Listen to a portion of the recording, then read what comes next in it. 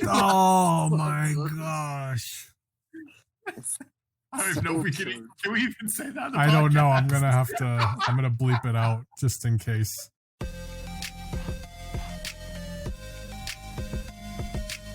Welcome back to Nightcap Chat, the pop culture podcast. Talk all things comic books, video games, movies, TV shows, and more. Today is our Halloween 2020 special. I'm Blade O'Neill. I'm Ken Brown. I'm Lance O'Neill. Very spooky. That's awesome. Oh crap, something's behind me. What is that? What is that? And before we dive into it all, just want to, of course, thank you all for once again listening to Nightcap Chat. We've got another Halloween special, which is crazy. It's been a year since our last one. Wow, is that how that works? Yeah. So without you guys, there would only be maybe one Halloween special or maybe zero. But thank you all so much for your support. We do have one write-in that I received and want to get addressed, and we're going to address that at the end of the episode here. So last year for Halloween, we did our favorite Halloween themed comic books and characters, which was a lot of fun. It was just Ken and I on that episode. But something that Ken brought up at the end of that episode is, Ken, you asked me what my favorite candy was trick-or-treating as a kid. Yes. And you and I answered, like you said you loved the full-size Snickers bars, and for the mini ones you loved the nerds, the little nerds. And I was like, yeah, I remember, I really liked the nerds too, but of course, it was like Reese's and Crunch bars. But our tastes evolve, when we grow up, and Jawbreakers too, I guess. What were you saying? Did you ever put nerds in water when you were a kid to try to make a generic Kool-Aid when you're out of Kool-Aid? No, I have never done that. I've never even heard of that. As a kid, I used to try doing that. I'm going, dang, it's still not the right flavor. I just keep on putting more and more and more of those little nerd rock candies inside of my water, and I'm going, this is just never gonna work. Yeah, you're just rubbing off the food coloring. Exactly, dude. Oh, man. man. At least make it like a Snap Rock Fizzle or something. I don't know. I wasn't even doing anything, dude. This really sucks. Just made like water different color. Yeah, well, if any of you listeners out there tried this, let us know in the comments on social media. But Lance wasn't there in last year's episode, so I want to know, Lance, what was your favorite candy as a kid, trick or treating? My favorite candy as a kid was Kit Kats. Kit Kats, even back then. Yeah, Kit Kats are great. I mean, they're crunchy, chocolatey. I honestly I didn't even like Reese's back then. And today I would say, like, I'd be so happy to get Reese's peanut butter cups. But back then I didn't even I didn't even want them. I would trade them for other things because I was like, I don't want Reese's. I don't want peanut butter. Like, I was like, I don't want this. That's a chore. Crap. Yeah, like, what is this nonsense? I also did like Nerds though. Nerds was fun. Nerds is something that I was like, yes. I got Nerds. Like, I'm gonna chug this. Or you got like pennies, which was kind of cool. Remember we used to get pennies and nickels. Yep. And then that was the cool part, because sometimes we'd get enough and be like, oh, now we could buy tennis balls to play games in the street or Pokemon cards. Is it bad to say I could not stand getting candy corn? No, candy corn is garbage. No, yeah, good candy gosh, corn sucks. And you always knew when it was like carryover from the previous year's Halloween, because you had like the soft candy corn, then you'd have like the rock hard candy corn that like broke your teeth when you tried biting into it. Let me. That's how bad candy corn is. Yeah. You can't even get rid of it at Halloween each year. You could have like a 5-year bag of candy corn, and most people just like kind of, no, it's okay. I'll just keep going to the next house. I don't need your candy corn. Let me ask you this, Ken. Did this ever happen to you? Because I know it's happened to us a few times, especially when we were younger. Did you ever receive candy corn, but it was open? It was like a fistful of candy corn. So there was just candy corn scattered about your bag. Like you just touched this, and now I've got all this loose candy corn in my bag. I'm not eating this. Yeah, exactly. Like, did that ever happen to you? Or treat bag, and then the neighbor would just pour a little bit of candy corn exactly. And we're like, oh, great, thank you. Yeah, thank you, Mr. Mrs. Smith. We love that. Yeah. No, Yes, and then you were like always, as I said too, super excited. Like you'd get that one neighbor that gave you the full size candy bar, and you're going, dude, let's go there first. And you work out your path, knowing about which neighbors had the best candy. And some after a while, you started like, okay, I don't need to knock on this door. Let's go to the next house because you knew they were the candy corn people. One thing I don't understand is, I mean, I don't think I've ever met a person that was like, dude, I got so much candy corn and Tootsie Rolls. This is awesome. Like, how are these companies in business? Like, how do they still make their stuff? Like, why are we buying this stuff? Like, they should be out of business. I haven't met a single person that likes any of this. Somebody likes candy corn. I think what it was Tootsie Roll started getting smart and says, if we do a Tootsie Lollipop, then maybe we can redeem ourselves. And I think that's the only thing that actually redeems Tootsie Rolls, their Tootsie Pops. And that stupid owl guessing how many licks it's going to take to get to the center of it. And of course, like we love those Tootsie Pops for some reason. Blade knows how many licks it takes to get to the center. He actually did it when we were kids. Yep. How many was it? Like, if I remember correctly, and the story behind this was we were driving across country, and I was just bored, and I decided to buy, it wasn't a Tootsie Pop. It was the bubblegum version of that because I didn't like Tootsie Rolls, as I said before. So I was like, during this trip, I'm going to figure out how many licks it takes to get to the center of a Tootsie Pop, except the one with bubblegum. If I remember correctly, it was 1,189. Oh my gosh. That is like super scientific. Did you like have like, when you're driving, did you like have a piece of paper and like mark it like with the lines with the slashes through them? No, I just sat there like 1, 2, 3. And you didn't lose count when you saw like a cool car drive by, or something like, whoa, what's that? I guess I just had my mindset to it. I mean, like I don't really remember the 1,189 licks that well. I remember doing it. I don't know how quickly that happened. I mean, it sounds like a lot, but it's not as a lot as it seems. Yeah, especially with no abacus or any note paper or anything. That's pretty impressive. I mean, in what was it, like a 1,700 mile trip? It was a negligible amount of time, so there was still plenty to do. Nice. I think it's 2,400 mile trip. 2,400 miles? I don't know where I got 1,700 from. Oh no, yeah, you're right. Maybe 17 was to Arkansas or something. And the cool thing about you doing the bubblegum one rather than the Tootsie Pop one is that the bubblegum could last you another like 1,000 miles on the trip too. Well, not 1,000 miles, but I mean maybe 100 or so. Especially me, like my saliva. This is gonna get gross here, but this is a Halloween episode, so this is okay. My saliva is so acidic that when I chew bubble gum, it eventually dissolves in my mouth. Oh my gosh, that's crazy. Like in about an hour or so. Oh yeah, so it's probably hereditary. So yeah, I don't enjoy gum the same way most people do. That's probably why I don't chew gum anymore. I gotta say, just in the first 5 minutes, I'm loving this episode so much. Whenever I'm chewing gum, I just keep putting more gum in my mouth, like I'm replacing it as. Dude, it's funny that you say that because I do that too. I get super bored of losing the flavor of gum. I go, I need the flavor. Mm-hmm. Remember, like Big League Chew? Yes, dude. Big League Chew was the best, dude, because you just got to keep on stuffing more and more in your mouth every time you got bored with it. Yeah. I had some the other day. Did you? I got to say, I still like grape as my favorite flavor of it still. Really? Yeah, it just does lose its flavor so quickly. Like it's like literally like 3 minutes and it's already gone. But it's great. It's a great 3 minutes. Yeah. Exactly. So sweet, so flavorful. Gosh, what a trip down memory lane. I'm going to have to open one of these Reese's. I bought some Reese's with me while we were recording because I knew I was going to want some. Oh, what's so funny is I just had a Kit Kat frozen, ice cream bar. And we were talking about Kit Kats. So that's pretty funny. That's cool. I had a Kit Kat earlier today while I was at the store. She's going, oh my gosh, I need something. I know, a little bit of a spoiler alert. I had to buy a Kit Kat for myself while I was working today. Heck yeah. It was the mint flavored one too, which is kind of weird. Is that good? I don't like that.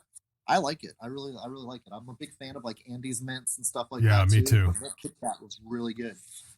I love mint. I wasn't sure about that, but I might have to try that now. Wow, what a trip down memory lane with some of these candies and trick-or-treating festivities. So last year, like I said, we talked about Halloween comics. So this year, our main thing, we're going to talk about Halloween movies. Now, that's not necessarily horror movies. So I mean, like I'm personally, like, I'm not a big horror fan. And I didn't want to alienate anybody. So this is a bit of a broader list that we've kind of accumulated here between the three of us. Well, Ken, do you want to go first? Sure, dude. It's like that. Man, dude, I used to be a really big horror movie buff, and I kind of gotten out of it over the past few years. So I haven't had the time to watch it. But my favorite one that I've seen that kind of caught me off guard for the longest time was Scream. Okay. Because Scream had finally a different type of ending than your tropic horror movie, but all they did was trope horror movies the whole movie. Yeah. And then to kind of like try to figure like, okay, wait a minute, dude, there's like, how is this person everywhere all the time? And there's not a supernatural being was, I think, the fun twist to it. Like the fact that there was two people teaming up together to do the more or less being the slasher in the movie, I thought was kind of really fun to see the big reveal at the end of the movie that there wasn't just one killer, there was two of them and they're teaming up together. And that was the first one? Yes. And Ghostface was one of the coolest looking, brand new, more or less simple things, a black cloak and a white long face mask, like a Joker looking face. Of like, remember the old, more or less Jim Aparo and Neil Adams looking Jokers where that angular face was just pure white, but that's makeup on it. It's just like a long angular white face with no makeup on it, just black eyes and a black mouth that looks like it's wooing at you. And it was just so much fun. They had like an all-star cast in it too. It was fun watching like Drew Barrymore be being the first murder at the start of the movie, and it was just Courtney Cox was in it as a reporter. You had David Arquette in it as the police sheriff. It was just a lot of fun, dude. It was a really kind of cool popcorn type of horror movie that still was kind of a little bit gory, but actually had a twist in it that was different than all the other supernatural comeback from the dead type of horror movies from the past. Yeah, I don't know if I'd call it like gory, bloody. I'd say it's bloody, but I mean, just compared to like today's horror films that are like, like really bad. And I don't want to say it because I don't want to ruin our rating. I try not to ever mark episodes of Nightcap Chat explicit if I can help it. But yeah, I mean, they're bloody, like I don't remember them being too far like the Saw movies, for example, right? Yeah, I can't watch Saw movies. Yeah, it's too real. Because I recently watched passively Scream 1 through 3, and it is fun seeing Drew Barrymore and just it's so stupid. It's like a stupid little role. She's answering the phone like, "Oh, do you like scary movies? Yeah. Oh, where are you? I don't even. I can't do it justice. It's silly. It's I don't know. It is what it is. I mean, it's one of those things that like you can't really take it too seriously and just appreciate what it's doing because it's doing something very specific, and it's playing to the meta, if you will, of the horror genre. And there's another film that I think you're going to bring up later that I think did a much better job. My first one that I wanted to bring up, and it's probably the only quote horror movie, if you will. It's a little more classic even than Scream, I think. But what's fun about it for me is the performances, just a phenomenal cast. And yes, I know Keanu Reeves is in this movie and whatever, I know I've hated on Keanu Reeves in past episodes, but like this is a phenomenal cast and it's more about Gary Oldman. And if you haven't guessed by now, that's Bram Stoker's Dracula. Oh, nice. And my goodness, Gary Oldman is such a good Dracula. Probably one of the best, we've ever had. Oscar, have either of you guys seen Bram Stoker's Dracula? I have not, but I need to. I saw it a long time ago. Okay. Well, I mean, that doesn't help too much, but it's great. Gary Oldman is Dracula, of course, Vlad the Impaler. His Van Helsing is Anthony Hopkins, who is just awesome, Keanu Reeves is Jonathan Harker. It's based on the book, Bram Stoker's. Christina Ricci is Mina. great cast, a lot of fun. It's just well acted. You know, if you enjoy just good acting and a good story, you know, like it's not even about, you know, any of the other, you know, horror type stuff, you know, because it's, I mean, yeah, there's like vampire bites, but there's nothing really too crazy in it, you know, which I like. Yeah, I'm a fan of not, you know, something insanely crazy or bloody or gory. That's definitely not my cup of tea. Mm-hmm. Yeah, me neither. It's like storytelling to me is like what keeps me into the horror movies, which is ironic to say because it usually is more or less, you know, they're very tropic, but I kind of like the twist in the story of like, can you show me something different than what's been done before besides typical slasher movies? Yeah, absolutely. No, I agree. Lance, what do you got? So for me, one of my favorite movies to watch this time of the year would be a movie that I've already talked about, and a movie that Steve doesn't like, but I told him to rewatch it because I think he might like it because it's an underrated movie, and that's Van Helsing. Oh, nice. Okay, you know, it's great. It's not crazy, scary. It's not scary you know, at all. You have like, you know, you have Dracula and werewolf, Frankenstein's monster, Frankenstein, right? And there's vampires, right? And so it's just and obviously Van Helsing. So it's a fun movie, you know. It have Hugh Jackman's in it. Kate Beckinsale, right? She's the main chick. And talk about great Dracula. I don't even know that guy's name, but that guy who played Dracula did a really good job. Yeah. And the guy who played Van Helsing's buddy was oh yes, the guy who played Faramir. Yeah. David Wenham. Yeah. That movie's just fun. It's a good movie. You know, it's like kind of like, it just has the vibes of Halloween. It's not scary. It's not crazy. It's just fun, and it's just a good movie to watch, in my opinion. Yeah, I think like some of those like classic horror movie elements are the best. You know, we don't get enough of that well done, like stuff like Dracula and vampires and werewolves, you know, and I'm not talking like Twilight, you know, I'm talking about, you know, something more classic, palatable, you know. You bringing up Bram Stoker's Dracula shook up the cobwebs a little bit in my head. Okay, how fun. A great movie that I don't know how this slipped my mind, but is by far one of my favorite vampire movies, The Lost Boys. Oh, okay. The cast on that, it's, first of all, part of it takes place in a comic shop. Mm-hmm. And so how can I not ignore the fact that, yes, dude, that they're doing research on an unfinished comic book story that was, you know, the person was more or less killed by the vampire because he's getting too close to the reality of what was actually going on in the city there. And he was trying to more or less, you know what I mean, expose the vampires. It got a little bit too close to reality, which was kind of a fun plot for a vampire movie.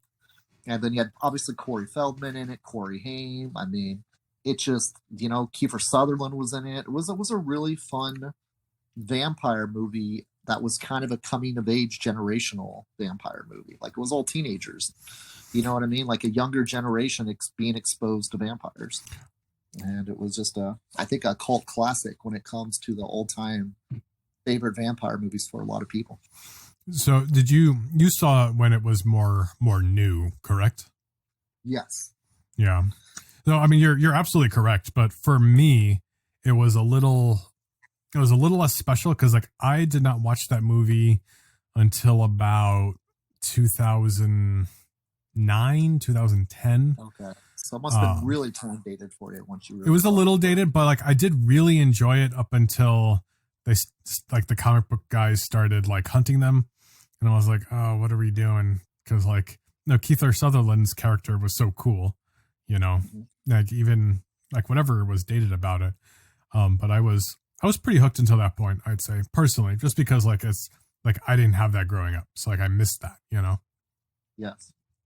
But yeah, I mean, it is a lot of fun, and I think it's another one of those things where like it's just fun to watch this time of the year, you know. And if you haven't seen it, Absolutely. you know, it's something that's a little more, I'd say, family friendly than especially like modern horror movies, you know. Yes. Yeah, they're starting to pour in my head now, dude. Go ahead, you guys. Yes, I love it.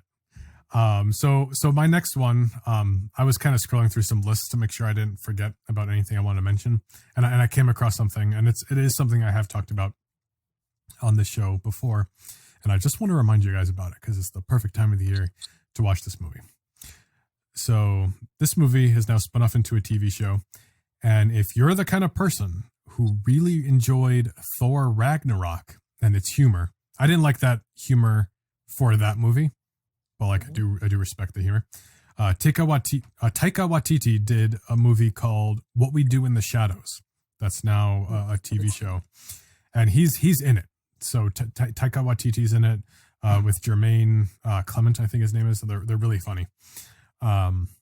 It's a mockumentary style, like a fake documentary style movie, and they're vampire roommates sharing just a flat in England, and it's so funny. It is absolutely hysterical. So especially if you're not in the mood for a horror thing, and you really enjoyed the humor, the type of humor that was in Thor Ragnarok, like you will absolutely get a kick out of it. Even better, there is if you did like the movie, there's a spin-off show that's on FX. You can find it on Hulu now too. There's 2 seasons. The second season I don't think was that good, but the first season was really, really, really good. So there's a comedy for you that works perfectly. That is awesome. Lance, I think it's your turn. Okay. Honestly, I'm having a hard time deciding because I'm not a huge hey, Halloween movie guy. But I will have to say I would probably, for my second choice, would pick any of the Blade movies. Yes.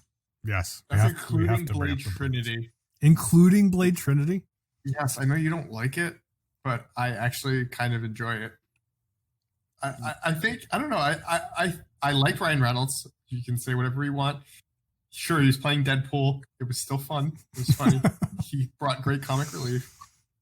Jessica Biel's in it, and she's always amazing.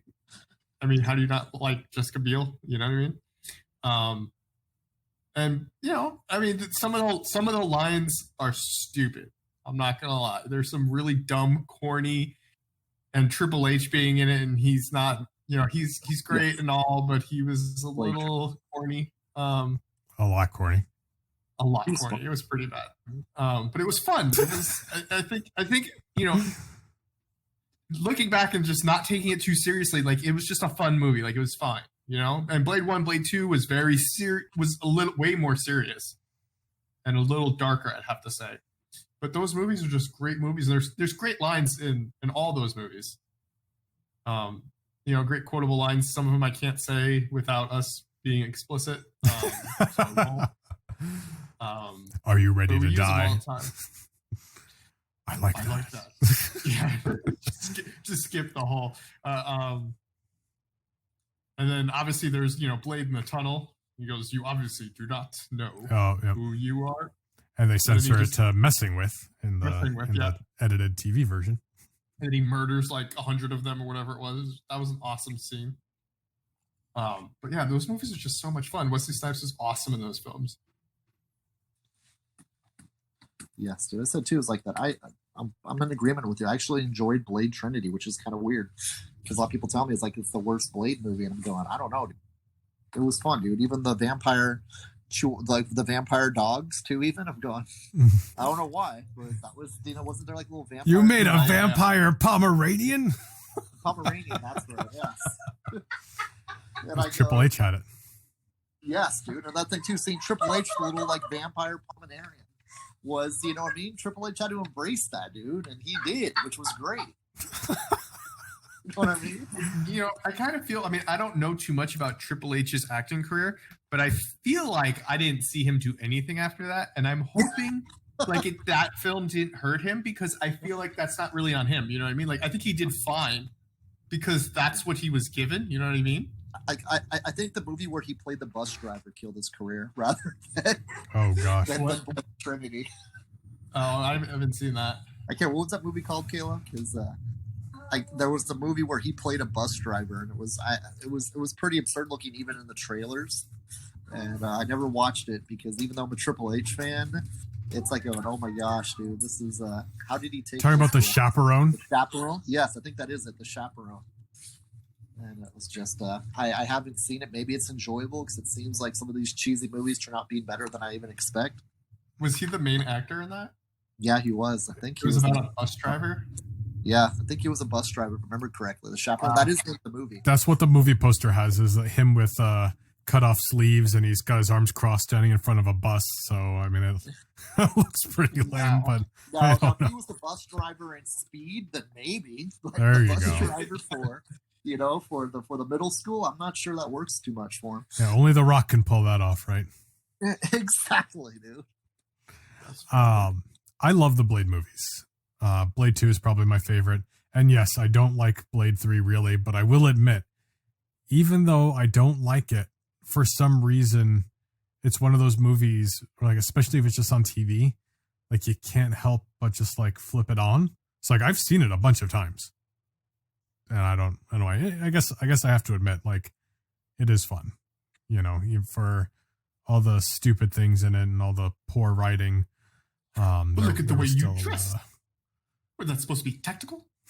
That was Blade Trinity when he's yelling at Hannibal. He's like, "Look at the way you dress. Is that supposed to be tactical? What is this? What is this? If you, it's a joke, right? Huh? Oh, that's right. That's right. That's right. Yeah. That's right. Yeah, we were gonna call ourselves the Care Bears, but that was taken. Yeah, I mean, he was just Ryan Reynolds was Deadpool. So good. He was so good in that. It was great. I want to go watch it now. There we go. Yeah, I think we would be remiss not bringing up the Blade movies, especially since, you know, we like talking about comic books. You know, that's one of our main things we like to talk about. So I think I was only going to do one more, but I think we have time for two more. Because we're busting through these. But I don't want to take one of yours, Lance, in case you're going to do it. So I'm gonna go with Zombieland. Nice pick. Zombieland is Woody Harrelson. I was going to say Michael Cera, but I believe it's the other guy who looks like Michael Cera. Am I correct in saying that? I think it's Jesse Eisenberg. That's right. Yes, the other Michael Cera. I know, dude. Yes, they you're are right. like kind of like separated at birth. Yep, exactly. Yeah, Woody Harrelson. Like they're more twins than Danny DeVito and Arnold Schwarzenegger. Yeah. Oh gosh, no kidding. And Emma Stone, of course. Reference from the 80s scale. Sorry. And Bill Murray. What are you talking about? She never saw Twins. Oh, tonight you gotta. She hasn't seen Twins. No, she hasn't. Oh, you gotta put that on. Yeah, that's gotta go on tonight. Yeah. You know, I'm not explain it to her now. What Twins is? Yeah, or should we just like let her watch it? Then she'll like, oh, I get it now. Well, I mean, it's exactly what it sounds like, right? Now, Dad. I mean, they were twins separated at birth, and they meet up, and it's literally Arnold Schwarzenegger and Danny DeVito, and that's the whole gag of the movie. Yep. They should make twins too, and they're like older now. Yes. They should have them in like retirement homes or something. And the same thing happened again where the twins were switched in the hospital room of their twins. What if it's just like an exponential problem is the tagline for the movie. Well, what if they remade Twins? Who would they get to do that? Oh man, dude, that would be great. Yeah, who would be this generation's twins? That's like a good horror movie idea in itself, dude. Like, I have one in mind. I have two people. Okay, are you ready? Okay, yeah, go. Okay. The Mountain in Game of Thrones. Okay. And Peter Dinklage. Okay. Wow. Okay. Just going the Game of Thrones route. Mine was a little different. I'm thinking Zach Galifianakis. Okay. Okay. And Tom Hardy. Oh. Nice, dude.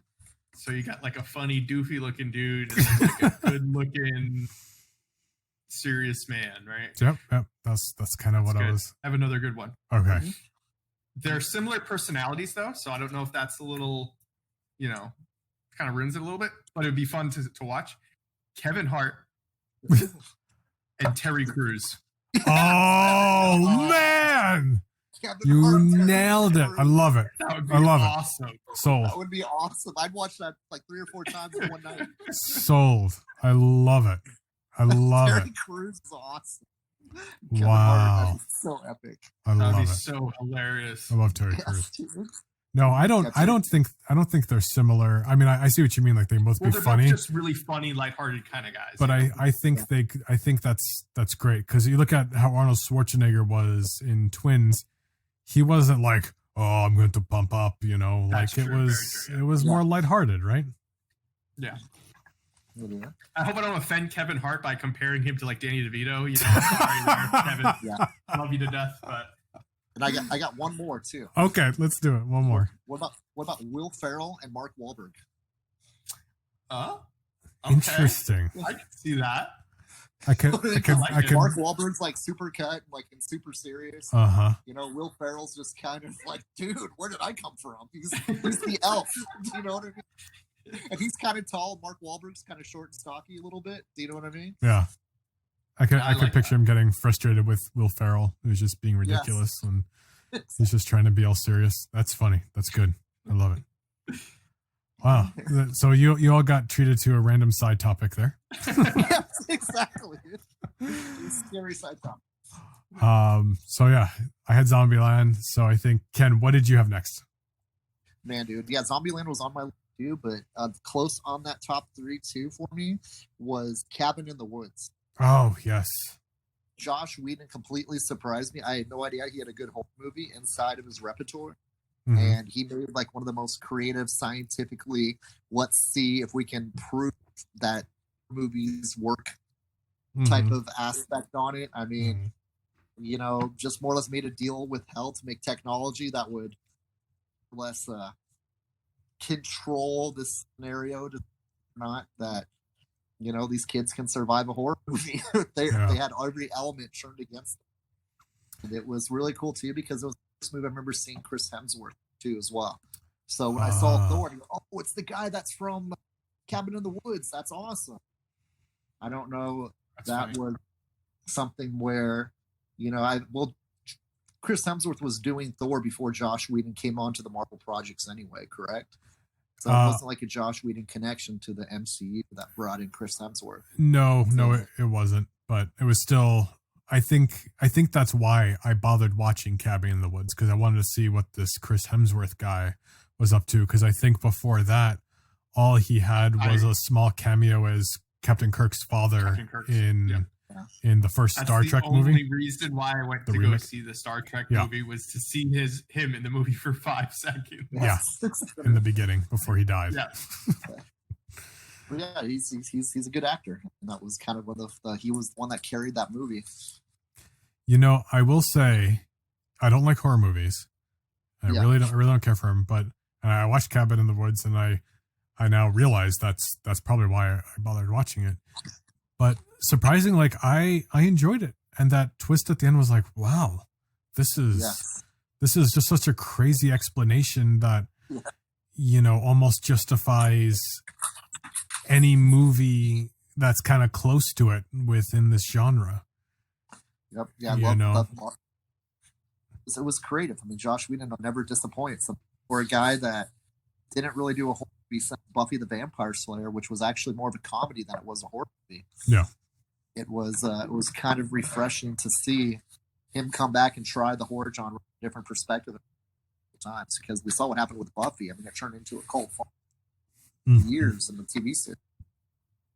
Yeah, absolutely. But can you imagine if they did a Cabin in the Woods TV series? Like, each episode do a different scenario for a while to see if, can the people figure out what's actually happening. But I think once that spoiler's given, it's really hard to duplicate it. Probably. It's just not as fun once it's there, because like now what's happening. And because now you can just do it. It's literally an excuse to do anything. You know what I mean? Yes. So it's just like, oh yeah, you can do that because you have this thing underneath there, But I mean, to be honest, I saw Cabin in the Woods. And I can't remember anything about it for the life of me. Really? Yeah. Oh, I know I kind of liked it, but I can't remember a thing. And I remember watching. So, I know I've seen it. So spoiler alert. In case anybody wants to go ahead and watch this, maybe just skip ahead a minute or two. Remember, it reveals like underneath the cabin, there's like all of the horror like characters and tropes are like being like, what is it, Ken? Like it's like they're manufactured under there, or they're being kept under there, and they're just like they let them out of their box. It's just like this whole super advanced thing. So like, it's like a factory of horror tropes. It's like a reality TV show mixed together. You see what I mean? It's not ringing any bells. I don't know. Like what can we do that is, they're almost, it's funny too because they're placing bets on each other. Do you know what I mean? Like they have like a Deadpool type of thing, like a money pool of like what's going to happen. And then it's got a lot of things going on there. It's a lot of fun watcher that gets a lot of different tropes from different movies, but then also just the fact of it's like a bunch of more or less, I shouldn't say the word, but like geeks playing this game with people that would typically be in a horror movie. So let's just pick this people out and do our own horror movie and see which ending is going to be the ending that kills the people off.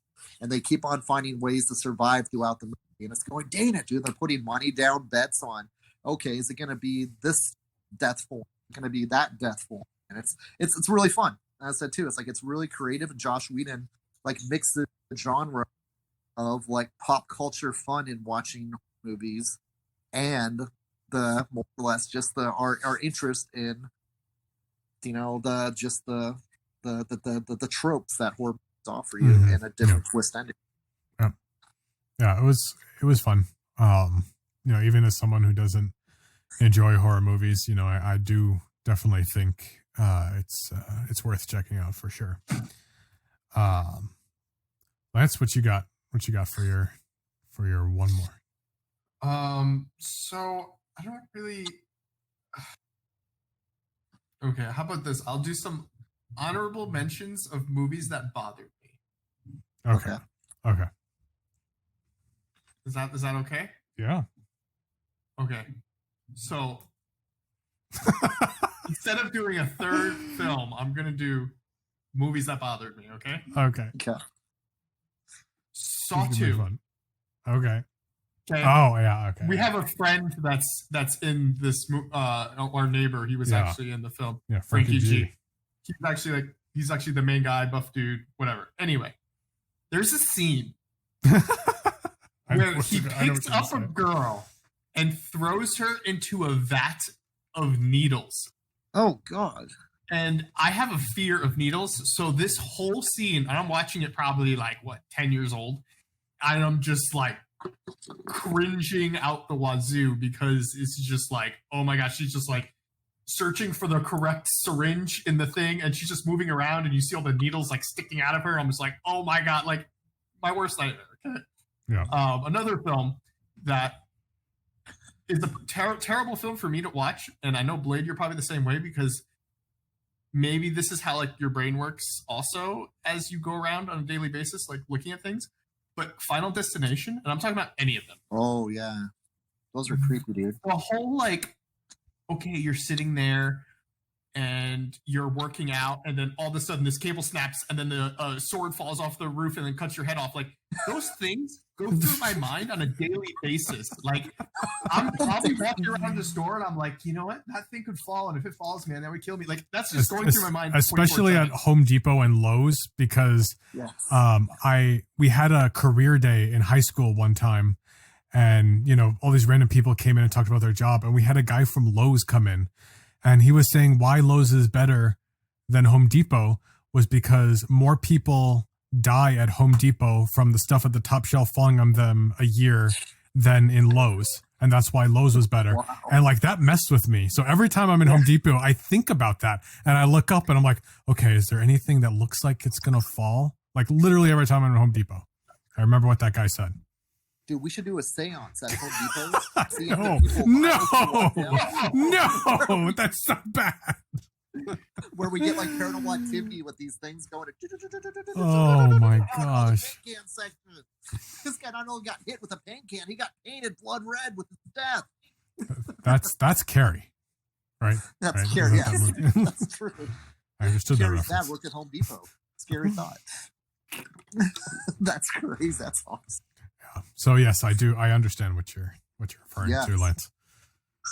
Yeah, and then I think the last movie I believe is The Fourth Kind. I think it just kind of creeped me out because it's all about like aliens and stuff and like possession, and it's just like I don't know.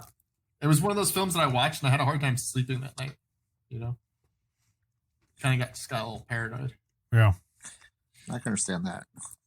That's like that. Did you something that's not really a horror movie but still creeps me out? Sixth Sense. Did you guys ever see that? Yeah, of course. I see dead people. Bruce Willis, like through that whole movie, didn't even know he was dead. Mm. Right? That kind of creeps me out. Like, what happens like that if I die some way I don't expect to die, and I don't know I'm dead, and then the rest of the time, someone's got it. Do you know what I mean? I'm still interacting with people, and they're more or less still either mourning my death or just kind of like I just have no clue my life's over. Do you know what I mean? Yeah. And how creepy that was watching that movie is like with all the spoilers explained at the end too is like that when it's cold in here type of stuff and everywhere he was in the room, there was red somewhere in the room, and just the fact that Marky Mark was the one that had to kill me or something like that who was the guy that was the murderer at the start of I don't remember. It's been a while since I've seen it. because I guess the guy was a psychologist, which was even more eerie too. My dad was a psychologist.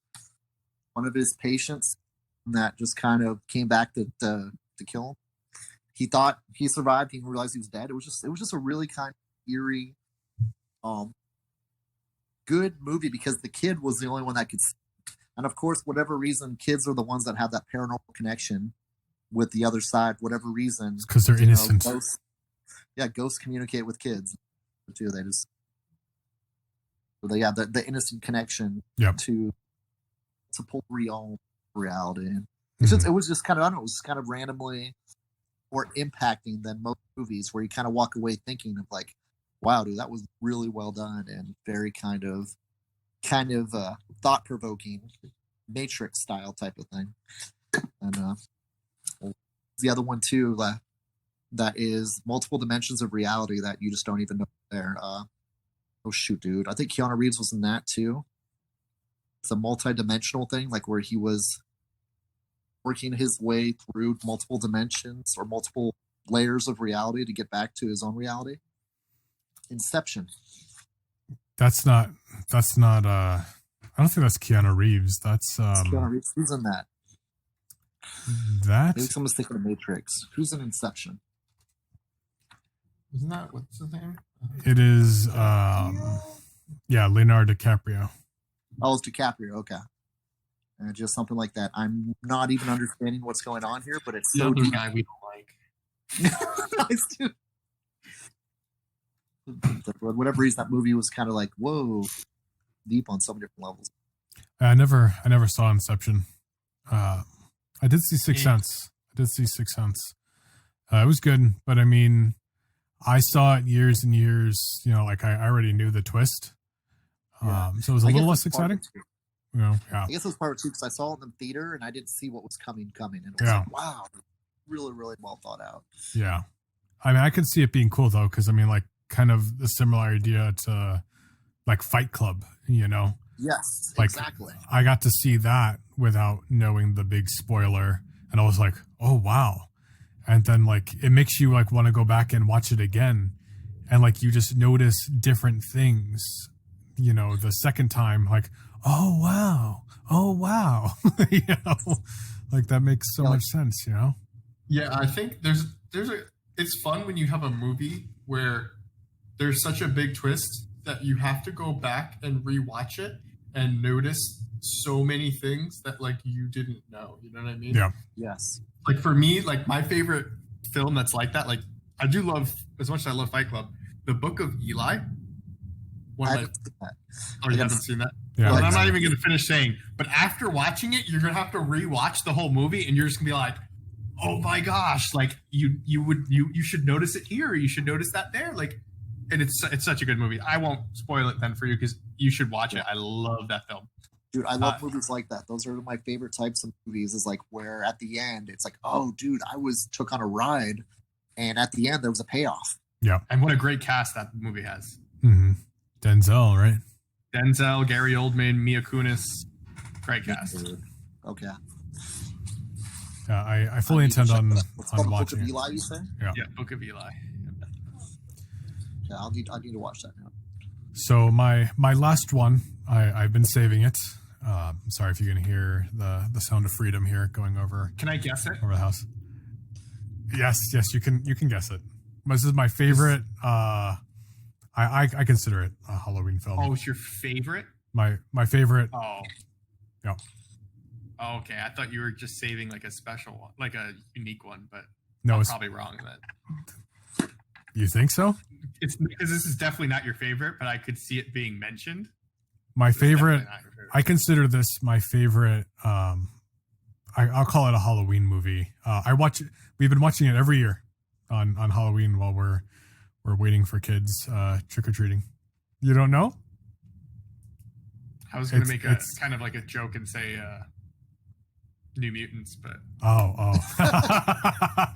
And we haven't done our New Mutants episode yet either. I think this is the only musical on our list here, and that is the Rocky Horror Picture Show. Oh, It is so good.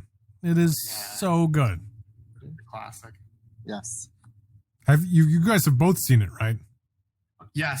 Yeah, unfortunately. Not unfortunately. You know what's kind of sad? What? I've only seen segments of it. I've never seen the whole thing. Really? Yes, Okay. I'm gonna I have to turn in my cool card now because I know everybody in America You're- has seen Rocky Horror You're Picture Show. fine. You're fine. It's fine. Talk about that's a movie where you have to watch it, and then especially if you don't know what the Rocky Horror Picture Show is for some reason, after you watch it and then you absorb it and then accept everything that happened, you have to go back and watch it again, because now that you know what's going to happen, you can actually like I don't want to say like and enjoy it, but like I don't know how to explain it better than that. It's just really weird. It is really weird. It's That's awesome. the thing. You know, I mean, like this was 1970s obscurity at its finest. And talk about great casts. You know, we have Tim Curry as Dr. Frankenfurter. You know, gosh, is it Susan Sarandon? Right? You still there? Yeah. Okay. Yeah, I'm pulling it up here. Yeah, Tim Curry's Frankenfurter. You know, Richard O'Brien, who of course wrote it, you know, is Riff Raff. Yeah, Susan Sarandon, you know, is Janet. Barry Boswick is Brad. Meatloaf has a very small role in it. It has got a great song. It's a musical, you know, which isn't bad. Like even if you don't like musicals, you'd enjoy this. But this movie is literally a cult classic. You know, like it might be a little R-rated, so if you're not of the proper age, you know, maybe, you know, adult supervision or whatever. It's before TV rating, so I'm not even sure there is a rating. Don't quote me on that, but I'm pretty sure. It might not even be an R rating for today's R rating. That's true. That's true. That's absolutely true. It's just weird, and you'll see why if you're not familiar with it. But it's great. I love it. I mean, I've even gone to there's people who follow this movie know there's like things to say along with the movie. I don't know how to really describe it other than that. And there's like little shows where you have like people enacting the movie in front of the screen, and then the whole audience is like shouting these random things that go along with the movie. It's almost like a running inside joke. Yeah, I mean, that's exactly what it is. And I'm trying to think of an appropriate reference. Everything I'm thinking of right now is just I can't think of anything more appropriate. Either a bad word or just is lewd. I'll put it that way. But that's the kind of movie it is. It is a very lewd movie. So if that's not your cup of tea, like, don't watch it. But definitely, hands down, Rocky Horror Picture Show. Like, that's my favorite for sure. Speaking of like kind of lewd movies, how do you guys feel about all the scary movies? Oh, you know what's funny is I actually kind of enjoy them. Yeah, me too. Like, it's just like a running joke on literally every movie that was scary. Well, to me, like, the first two were pretty good, but I think they they started getting out of hand. Like when they did like superhero movie, it was just trying so hard to spoof it, and it was just like they might have done that one. That might have been a little premature. Yeah. You know, you maybe should have waited for Endgame to come out, then did that. Because then I feel like there's so much more material to work with, you know? Yes. Yeah, for sure. But yeah, I saw those first couple ones in theaters. you know? They were fun. Yeah, dude, I enjoy the scary movies. Honestly, too, it's like that. And just they every single trope they do, you recognize, which is great too. Mm-hmm. Yeah, when they made fun of Scream and they made fun of Signs, those were so funny. The Ring, did they do a Ring? They did The Ring. Yes. And it's obscure stuff, which is great. You know Then she starts fighting the chick from The Ring. Right? Yeah. I think it's like a fist fight. Like, no. The paranormal activity stuff. There's so many good things in there. And then, like, the aliens, they like pee out of their finger. And then it flashes over to That's right. Oh, what's his name? Oh my god, I can't remember his name. Crazy guy. Charlie Sheen. The aliens. Yes! Oh my gosh. I don't even know if we can we even say that? I don't know. I'm gonna bleep it out just in case. That's right, and he was like, they were putting their fingers in their mouth before that. He was like, what is it? And then he was like, oh, no. So absurd. So fun. Man, I haven't thought about those movies in forever. And like, wow, they are pretty funny, aren't they? Yes. They're so ridiculous. Yeah, it's like not another teen movie. That's where Chris Evans got his thought. Yeah. His start. Yeah. I mean, just the whole thing. I mean, I don't know why, but just the slow clap thing over and over and over again in that movie, similar type of movie. And it's not yet. Then opening. Wow. So absurd. Yeah, those movies. Jerry Zucker, I think, started all those, right? Oh gosh, like I couldn't tell you. Stuff like that. Did it really? It was the same guy? I think Jerry Zucker. No, I don't know, but he's like the guy. I think that influenced. Oh, I see. Yeah. Oh, those are classics, though. Yes. Airplane, Naked Gun, yeah. And Don't Call Me Shirley. I mean, like, that's even referenced, like, in The Office. Like, I mean, that's classic stuff. They don't make stuff like that anymore. No. I sound like when I'm you 70. say lines like that, you're old, yeah. But when that line comes out of your mouth, I think you're officially old. And Don't Call Me Shirley. So those are some of our favorite movies to watch during this Halloween season. Not necessarily horror movies, but just kind of fun, within the season. Can we do one quick honorable mention that I think that everybody will get honest we're not saying? Okay, yes, we have to do it then. Like which movie do you think that our listeners will say, how could you forget that the most? Friday the 13th or something? Freddy versus Jason, or not Freddy versus Jason, maybe Nightmare on Elm Street. Halloween, yeah, I don't know. Which we skipped all three of those. I think people are going to get honest. We're not mentioning Nightmare Before Christmas. Oh, my wife would. I mean, she has a Nightmare Before Christmas tattoo. Because it's kind of interesting, like that, how Tim Burton brilliantly brought in Halloween as like the lead into the major holiday season that ends with Christmas. Do you know what I mean? Because Halloween kind of like kicks off the end of the year, in my opinion. Like once Halloween gets here, then it's holiday. Yeah, I agree with that. And to kind of mix, like, Christmas is the penultimate day that we all get excited for, wait for. Then Jack Skellington's learning about the specialness of Christmas. It's just got so many multiple layers of the onion in one that it's just all-time classic. So I have a few things to say here. Yes, Halloween to me does kickstart this season. Like it's cooling down and we start looking forward to Halloween. Like I love this time of the year because like it starts cooling down. I know we're in Arizona, but here the weather just gets beautiful. Like it doesn't get cold. Like it's nice. Like it is a nice 59 right now. It is beautiful outside. We look forward to Halloween. You know, my anniversary is October 15th, you know, so you know I've got that. You know, we go into November. You know, we've got Thanksgiving, Black Friday, Lance's birthday is December 11th. You know, we've got Christmas, you got New Year's. Gosh, what am I forgetting? I feel like there's like even more things, you know, within there. But there's like something like almost every weekend, you know. You know, and then, you know, New Year's and it starts over again.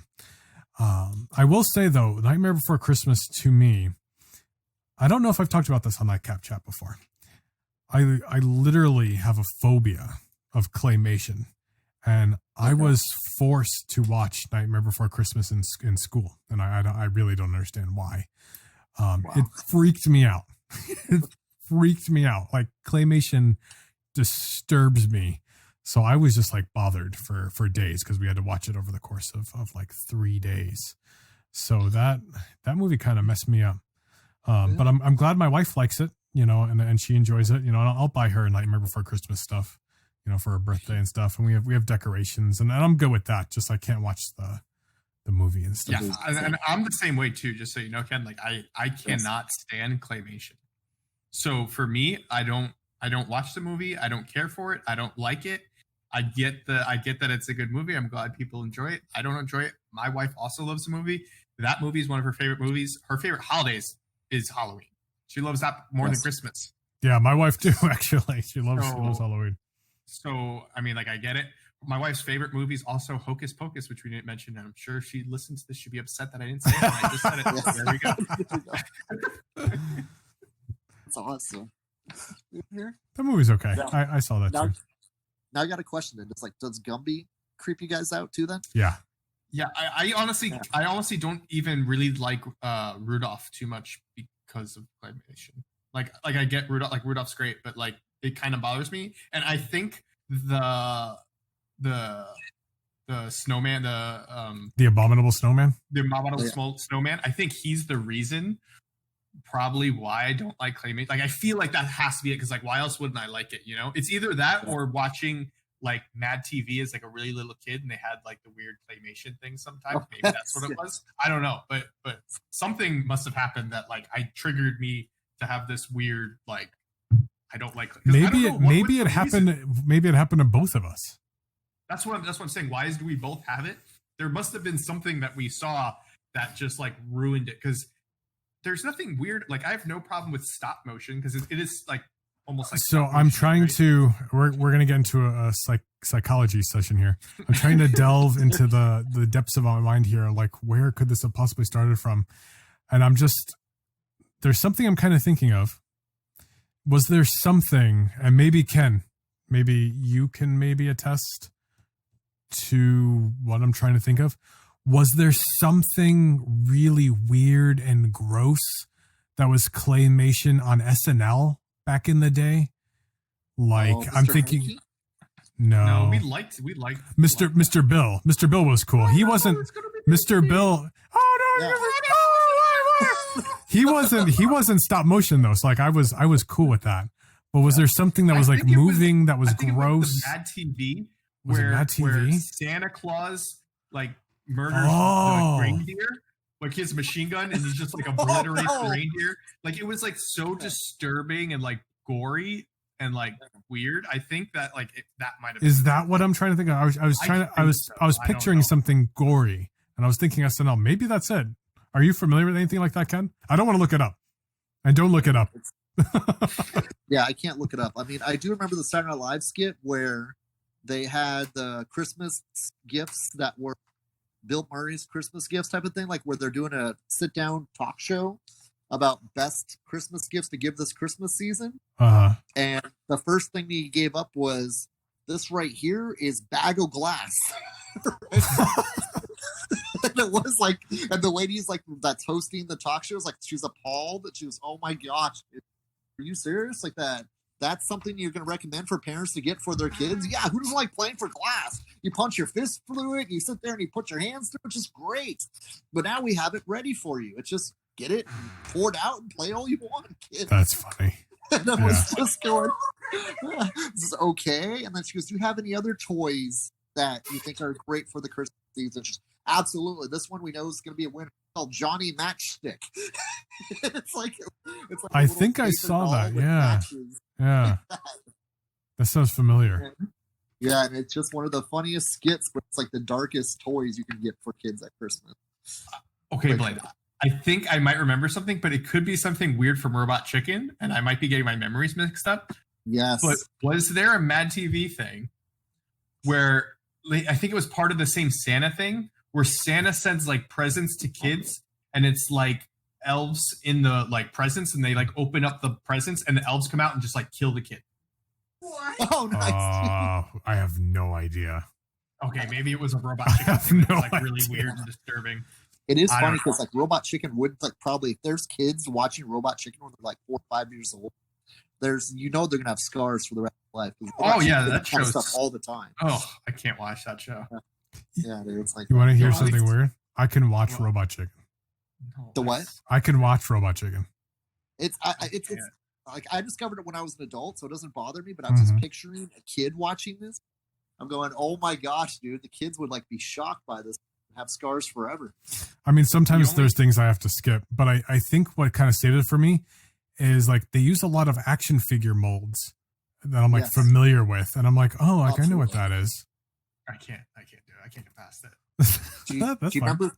The only thing I like from Robot Chicken is the little gummy bear hopping through the forest and then the bear trap. Yeah, that's hilarious. And he eats her leg off and then steps in another one. One of the funniest things I've ever seen. Yes. What were you saying, Ken? Yeah. It's like that. Do you ever remember Twisted Toy Fair Theater? That was the Toy Fair magazine, the action figure collectibles magazine. That was kind of like Wizard for toys. No, I didn't. No. Okay, that's where I think Seth Green got his majority of his ideas about chicken from. Yeah. Is because they were doing like these little claymation action figure mashups of storytelling of the action figures going adventure. It's just stupid comedy that would make me laugh out loud reading it. I'll have to lend you one sometimes.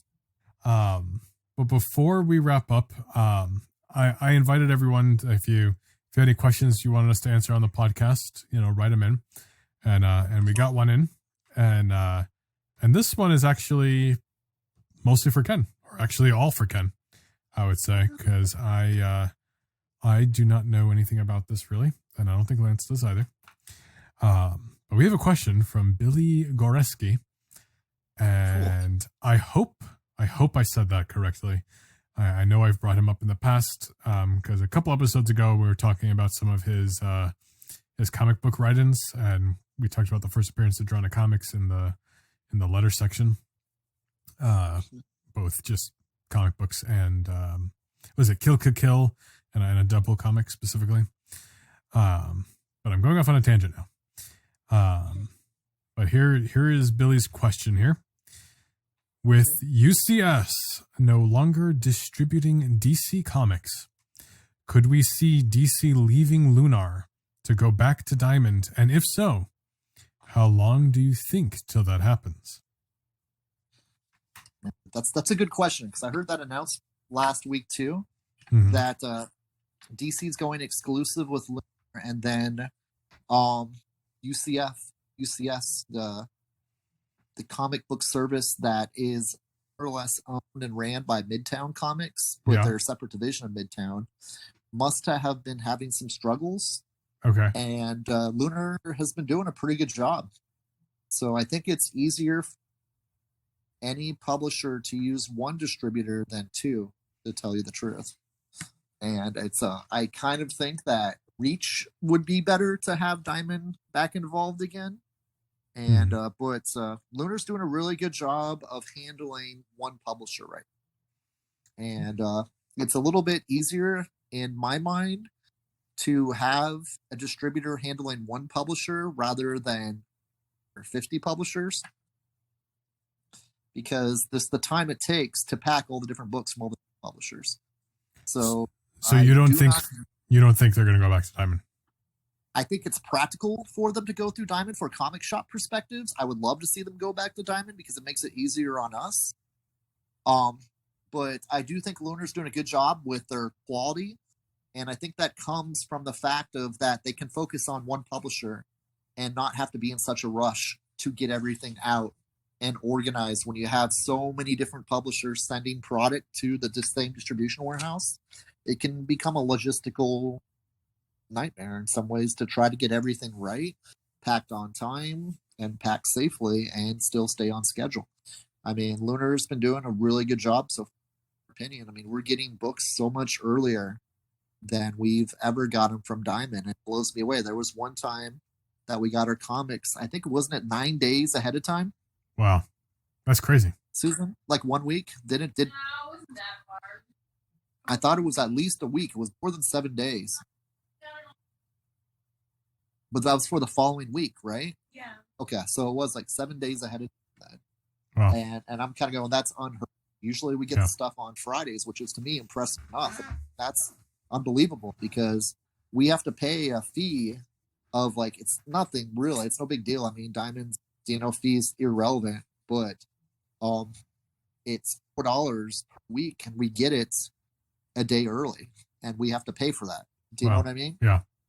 And so it's quite a statement for DC to kind of say like that, okay, Lunar's taking this seriously. Let's give them a report and see if they can take that next step. Because the one thing that the Midtown UCS distributor was doing was it was helping DC and split up responsibilities between one distributor making sure it's going to work. Do you know what I mean? Mm-hmm. Where Lunar is handling the stores that are west of the Mississippi. Yeah. And UCS was handling the stores east of the I'm sorry, east of Missouri. My apologies. East of Missouri. And the fact that it's only 5 months in and we've seen DC the full distribution rights to because of their efficiency and quality. Like I said too, they bag and board all the prints for us already. They bubble wrap the comics. They do a really good job. And I don't know, maybe that's something that Midtown wasn't doing. Do you know what I mean? Mm-hmm. And they weren't doing the extra mile that Lunar's been doing, and they've been getting good reviews from a lot of the retailers about how well Lunar's done. And it's just a move that DC decided to do, make it easier just dealing with one distributor rather than the multiple distributor system. So and do you predict they'll stay? I think they'll, as long as they keep things efficient, I think they'll stay. If things get out of control where Lunar can no longer handle the 3,000 plus accounts, because handling 1,500 accounts is much different than handling 3,000 accounts. Yeah. Do you know what I mean? Yeah. And if they can double their workload and still be as high of a quality as they're doing right now, I think that's making DC look better.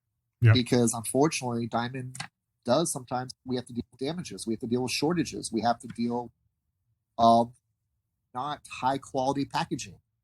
And it's something where we haven't seen that problem with Lunar quite yet. Mm-hmm. It may come far. We're pretty impressed that they are doing a pretty solid job.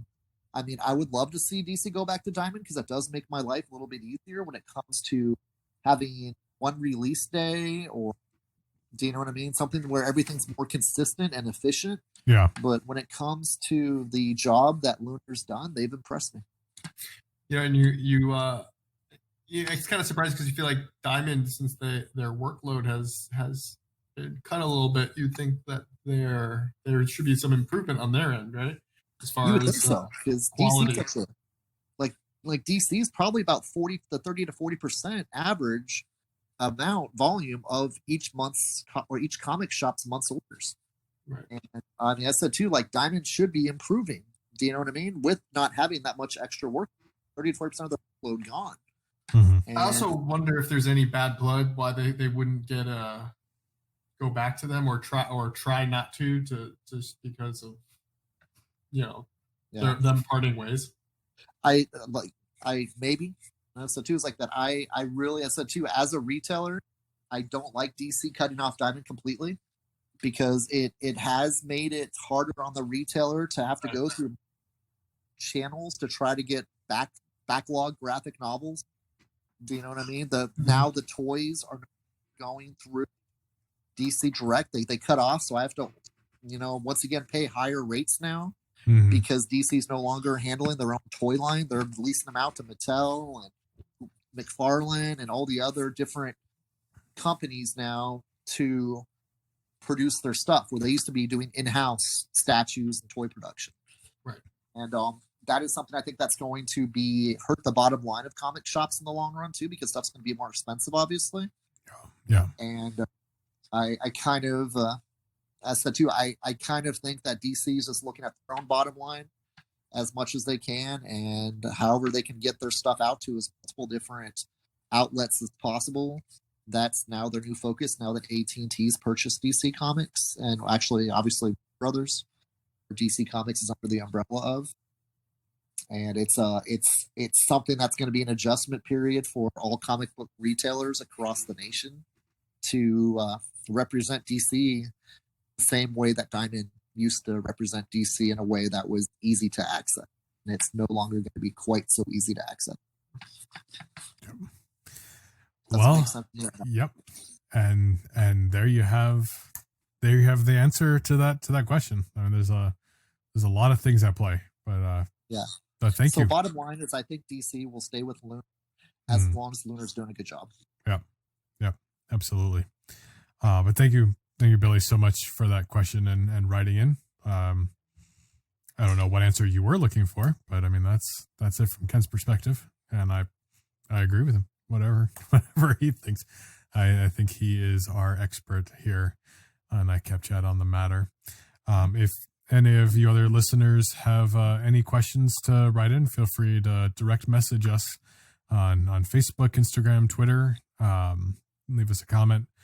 We can't guarantee we will read every question, but we will do our best to pick whatever we think maybe pertinent or interesting to what we're talking about. Billy, thank you so much for that. You just got to write in on question, you got to write in on a podcast now to go with all the what is it, the comic book the letters pages, right? Those are what they're called. It's like escaping me right now. Yes, the letters pages. So thank you for that. We appreciate your support there. And thank you all for running a little late, but hey, this is a Halloween special, right? So we can run a little over here.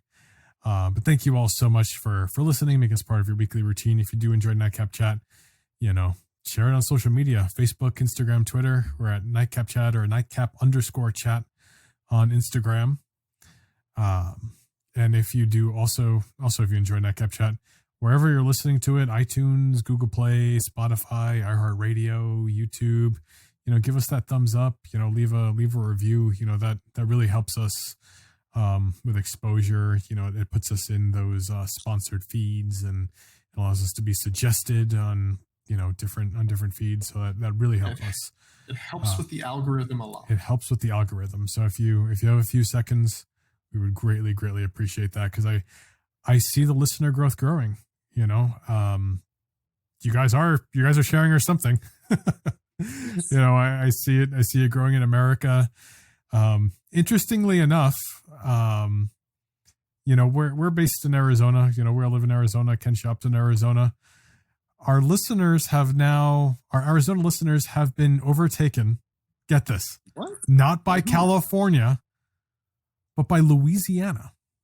What? Louisiana. there's more people listening to us in Louisiana than Arizona. So I don't know what happened in Louisiana, but thank you. Wow, that's interesting. So thank weird. you for that. Yeah, What a I don't. random state. It is random because our biggest states are Arizona, California, and Texas, but Louisiana has overtaken Arizona now.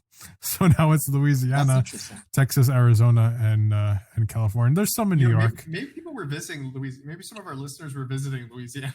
I don't know what happened there. It's crazy. But wherever you're listening to Nightcap Chat, if you're in America, Russia, Australia, Spain, France, we appreciate you, and we appreciate you telling your friends about us. Ken? Yes, so thanks you guys for listening again. I mean, Billy, thank you for the question and all the support you give us at Drawn to Comics and by listening to this podcast, Nightcap Chat, dude. And I got to give one more shout out to Billy for his awesome support for comic books and our comic book community. But yeah, Drawn to Comics is in downtown Glendale. You can find us at drawntocomics.com.